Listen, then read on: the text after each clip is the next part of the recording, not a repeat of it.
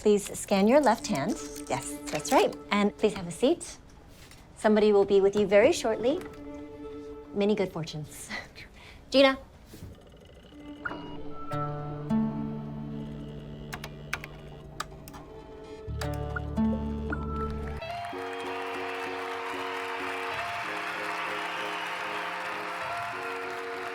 All right, everyone, welcome back. We are here today with Manuel Del Valle. Manuel, thank you for being here today. Thank you for having me. It's a pleasure. It is a pleasure to have you here today. You are the writer, co-writer, director, filmmaker in general of In the Fold. That's the movie we're going to be talking about today. It's a complex movie. There's a lot of production value, certainly a lot of time, energy went into the writing. It's a very well told story. Thank you. Before we dive into it, can you introduce yourself, please, as Yeah, sure. person? I'm a filmmaker born and raised in Mexico. I grew up in San Luis Potosí, which is a very beautiful town in Mexico, city in Mexico. Um, there's a lot of talent out there, and most of my collaborations happen with a lot of people from San Luis. I believe a lot in like the bridge between Mexico and the US. I had the pleasure to come to the United States in 2016 to study a career in film. I went to San Francisco, and then I transferred to Los Angeles. I believe my films kind of have this quality of cautionary tale. I love to tell stories about the consequences of certain actions. I love to tell stories about fate. I love to tell stories about the body as a friend and as a foe. This particular film was part of a program called Rising Voices, which after a couple of years of applying and I didn't get in, I finally got in. And yeah, I'm currently in the process of making my first feature film. I have stop motion that I'm making. But yeah, I guess my transfer from Mexico and the US really shaped a lot of the stuff that I'm doing right now. I really believe in connectivity, bringing people from different parts of the world together to work, and the remote setting allows for that. So I guess I'm a filmmaker from LA, like that lives in LA. I'm from Mexico, but I work with people all around the world. Okay, so now you're in LA. I'm currently in LA, Okay, correct? got it. Cool. Well, thanks so much for that introduction. It's really great how, you really look at movies as stories, and that's what they are, of course. And stories and narratives are really by nature cautionary tales, It's like we observe people and actions, and then we see behaviors that we either want to emulate or behaviors that we choose to avoid because we see where they're headed. And in this tale, we've got a futuristic setting.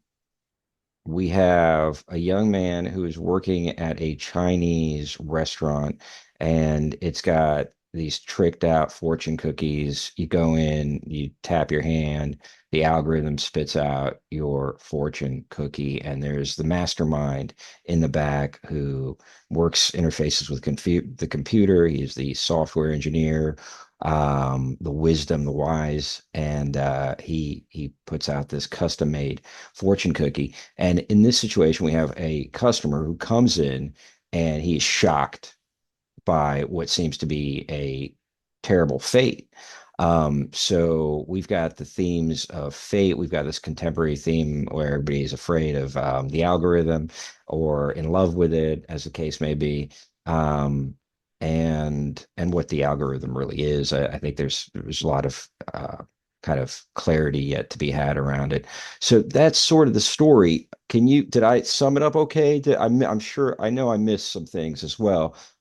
In essence, yes. There's a couple of things there that we tried to present in a very different way. For example, I do not believe that Mr. Liao is a wise man of any kind. I believe that he just a guy that happens to start up a restaurant, and then the new generation took over, which is Ava, the character of Janet, that starts to to try to save the business with this AI generated fortune cookies, right? AI, not really AI, but this algorithm generated fortune cookies, correct? So more than a wise guy, I guess he's a guy that is caught up with how the generation is changing, you know? And he is the guy that is in the backdrop because we have him as, I mean, it's very common for like the older people to just be pushed to the background by the new generations, right?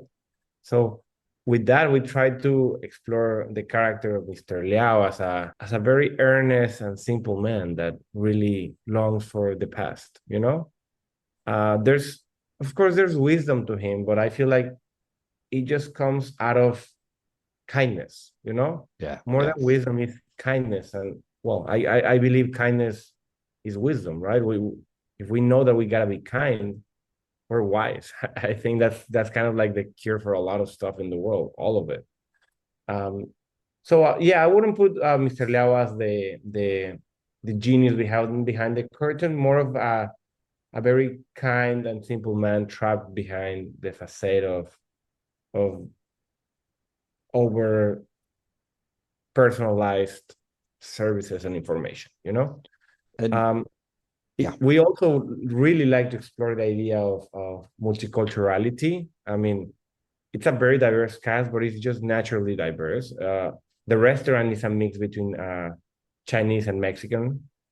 And the idea is that he married a Mexican woman and then she passed away, but that culture kind of passed on throughout the restaurant. So we're dealing with a Chinese Mexican fusion restaurant.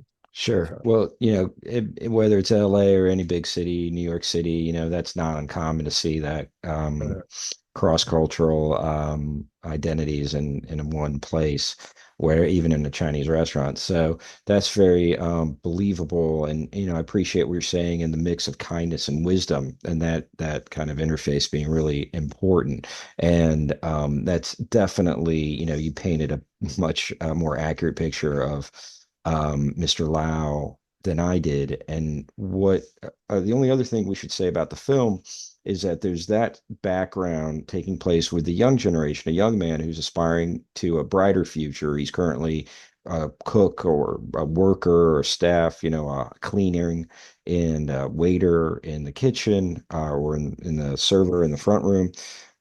But he's aspiring to have an educated future career, and he likes computers, and he develops this relationship with Mr. Lau.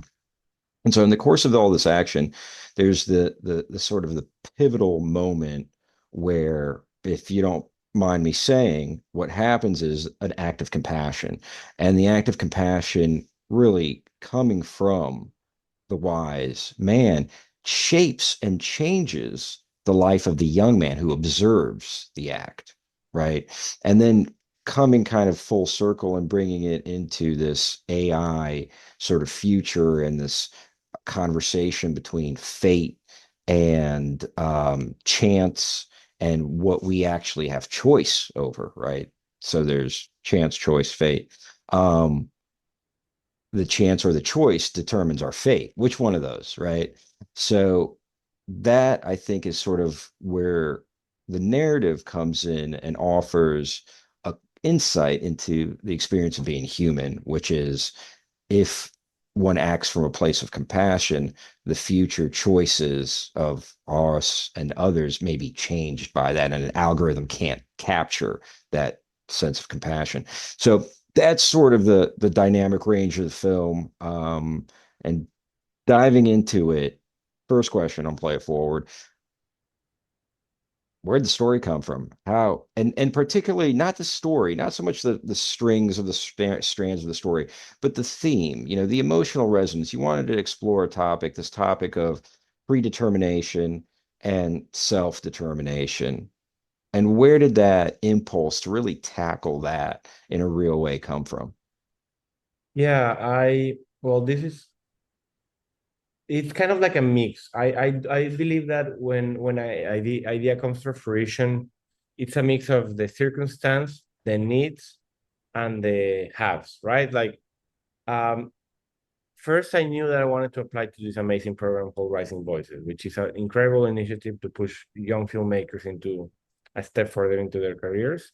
And the theme of the program is the future of work, right? So I had this idea in the back of my mind, and I knew that I needed to tell a story. I had to tell a story of the future of work, right? Which I love because it's intentional storytelling, right? You know that you want to tell something about a certain specific topic, not just for the sake of telling a story, right? And I had in the back of my mind a bunch of ideas of what I wanted to tell about the future of work, but then a family health situation happened that really stirred up my life, right? Throughout that time, I was in the development process of this, and I really went into this huge rabbit hole of trying to predict what the future may hold through, in this case, ChatGPT. I was asking a bunch of questions and putting in numbers and situations and cities where my family member was going to be treated. And I just kind of went in this rabbit hole where I started to pay so much attention to percentages, to analytics. I started to go very deep into the technical aspect of how GPT could give a possible accurate answer to my situation, right? And through that, and the work with my amazing co-writer, Erika, it was kind of like a lesson for myself that celebrating, I don't know if ignorance is the right word, but like the lack of knowledge as a beautiful tool to move forward in life, because the results were not necessarily great of what I was seeing online, you know? And I believe that I guess I was seeking clarity when all I needed was like an inspirational push to go through what was happening in my personal life. So in the film, like it says, it celebrates generic inspiration, right? Like a phrase that you find online and just kind of like hits. But what if? So the idea came to me is like, okay, what if that generic inspiration, it just comes through my ear and leaves because I know that it's just found online, right? But what if I You thought know that that was, it's just what?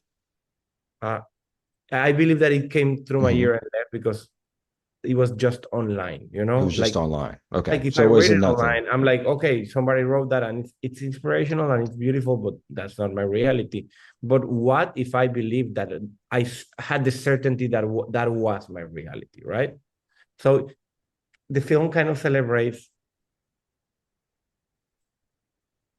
it celebrates that. It's at the end of the film, without giving out any spoilers, but the character comes in and he reads a fortune that is not necessarily an algorithm generated fortune, but he believes deeply that that's going to be his future, right? Because that's what the restaurant promotes. So how will that affect his future? You know, I was really inspired by that. If you were to read something that says life is going to get better, man, you know, in a place that it offers the certainty that it's a certain thing, I believe we're going to start steering a little bit by little bit because we believe it, our life to be better, you know?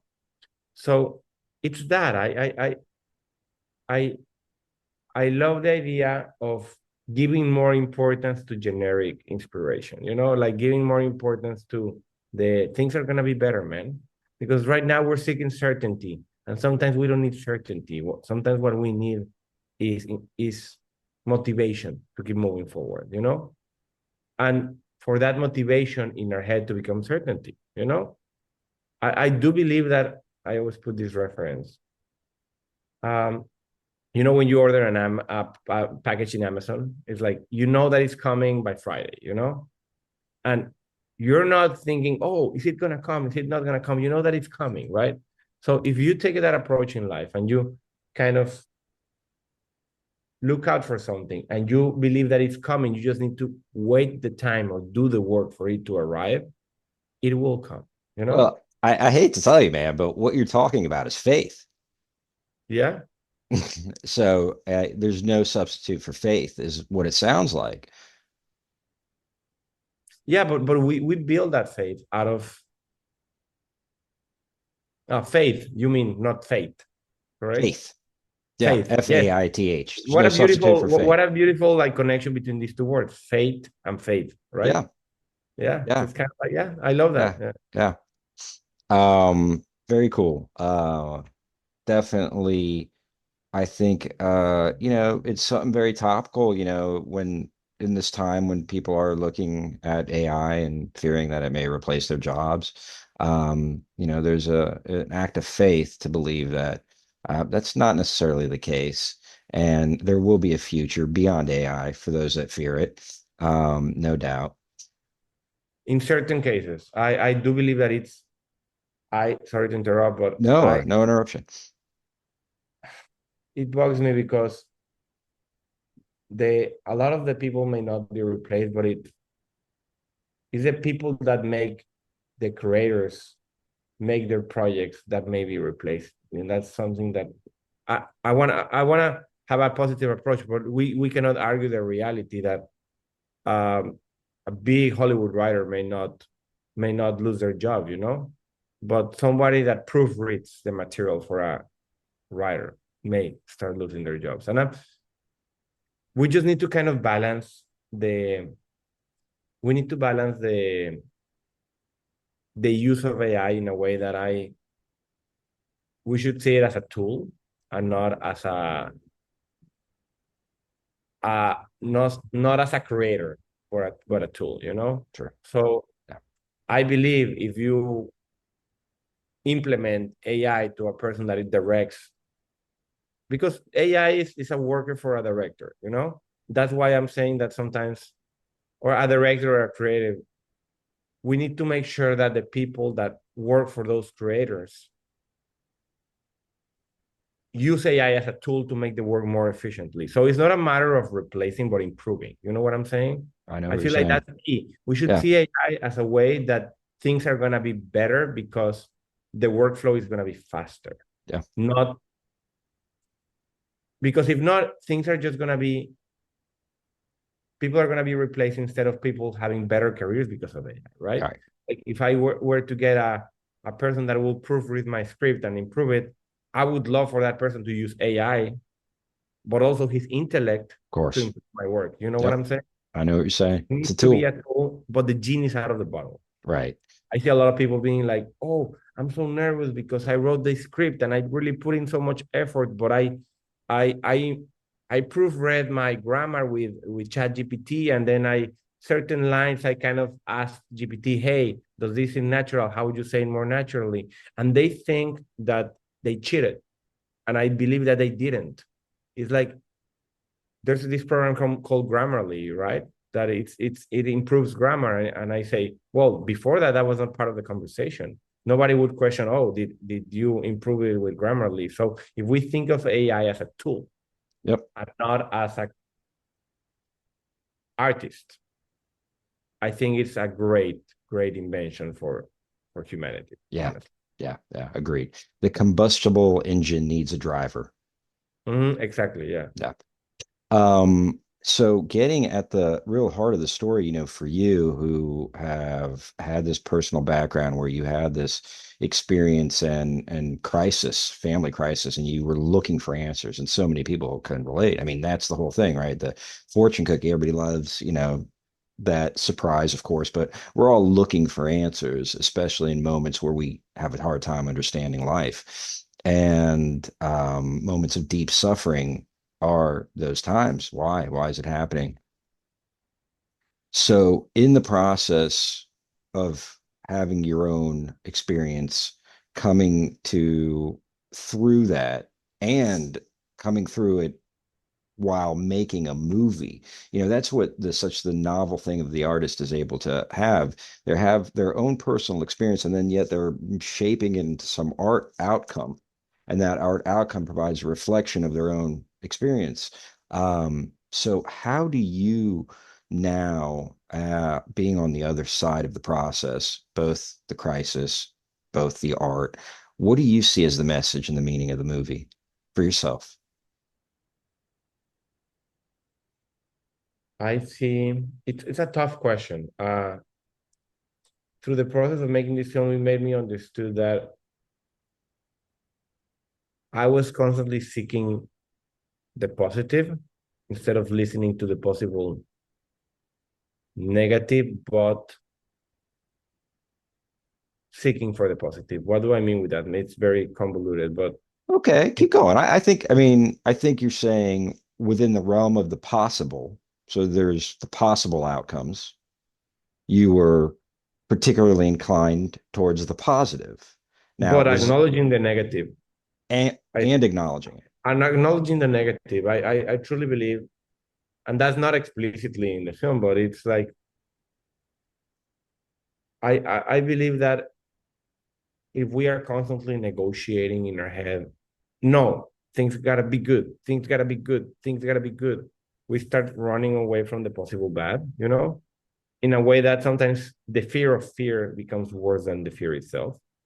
Like Sure. negotiating with fear and trying to convince yourself that everything is perfect is, I don't think it's healthy. But we should be inclined to the positive, because when we start to understand that we do attract what we believe in, like, because subconsciously on a micro level, every cell of our body, every action, every word that we say, if it's inclined towards something positive, will, it's like a puzzle, right? You start putting in the pieces and it starts to build like this full picture. So if we are inclined to act towards the positive while acknowledging the negative, I feel like the puzzle starts to create itself a little bit by little bit. And every cell of your body will start to attract the positive. And sometimes the negative is itself the positive, right? Because we learn and we grow through the negative, but also we seek the positive when we have experienced the negative, right? My my creative partner, girlfriend, she's one of the actors on the film. Oh, that's cool. I met her through a Which very one was she? yeah. She's Gina. She's the one that is betting. Red hair, dark. Okay. Okay. They call her La Güerita. But I gave I gave myself a chance to be in a relationship because I was going through a tough time in that moment, and I allowed myself to find something good in my life right now, and now I'm very happy with her, and that speaks about seeking the positive while experiencing the negative, and without the negative I may not have never like met her, or like um, started this very beautiful thing in my life. So everything brings in a positive. It's very convoluted, but life is No, it's convoluted, not at all. you know? It's totally, and it's in the film, it's in the film with especially the moment where the main character, he's rejecting his circumstances. He's rejecting his life. He's depressed. He's unhappy with it. He thinks he's better than what's going on right now in his life. And, through the course of events, and particularly the kindness that he sees, he realizes there's an opportunity in front of him, and he's missing out on the opportunity in front of him.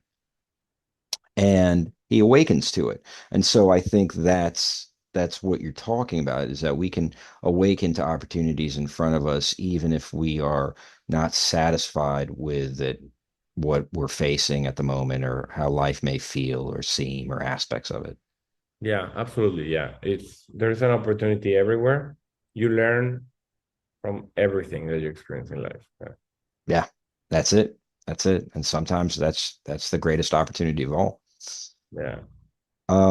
Thank you. The last question, play it forward, is how has your life been personally changed after making the movie?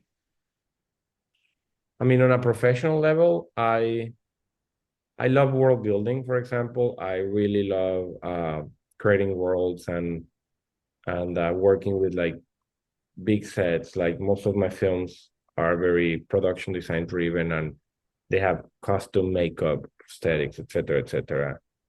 And this film allowed me the opportunity to be like in a very like tight, crowded um, space. Right, we're in a kitchen in a dining room that is super super small. So it gave me the chance to work with the actor more closely. It gave me the chance to not think about the bigger scope, but just think about the characters and in the tiny kitchen where they're at. It made me feel like I was entering a phase where I can like focus more on the characters themselves, because I love the aesthetics of cinema and production design and costume design. And I always pay attention to my characters, but in this particular film, I loved the whole process of improv with the characters, right? Like bouncing off ideas from each other, changing the line, allowing them to play with the dialogue, and that was very like beautiful for me. Because of the writing program, a lot of things have changed and a lot of those have opened. I really encourage to any filmmaker that is watching this. I think applications are open right now. It's called Rising Voices. It's by Indeed. Lina Waitea, an amazing creator and writer and actor and producer, and she's just incredible. And she opened this program, which really gives like a push to filmmakers' careers. But also, I feel more open to like, I used to mock people when they had like an inspirational quote, not mock, but like to close friends. They had an inspirational quote like on their screensaver on their phone, right? Now I have one. It's like there's something about like generic inspiration that really, it's an active decision to seek positivity in the world. That's how I put it. Well, you're programming the algorithm. You're programmed, yeah, and it's an active decision. It's like putting your little grain of sand on positivity in the world, right? Absolutely. So I feel grateful. I feel happy. Looking forward to the next following projects, and above all, I feel healthier. I truly feel like this film helped me like loosening up in a lot of aspects in my life. It's beautiful. Thank you so much, Manuel Del Valle. I appreciate you so much being on the show. Thank you for sharing your truth with us. And we're out of here on Play It Forward. Till next time. Thank you so much. You got it, bro.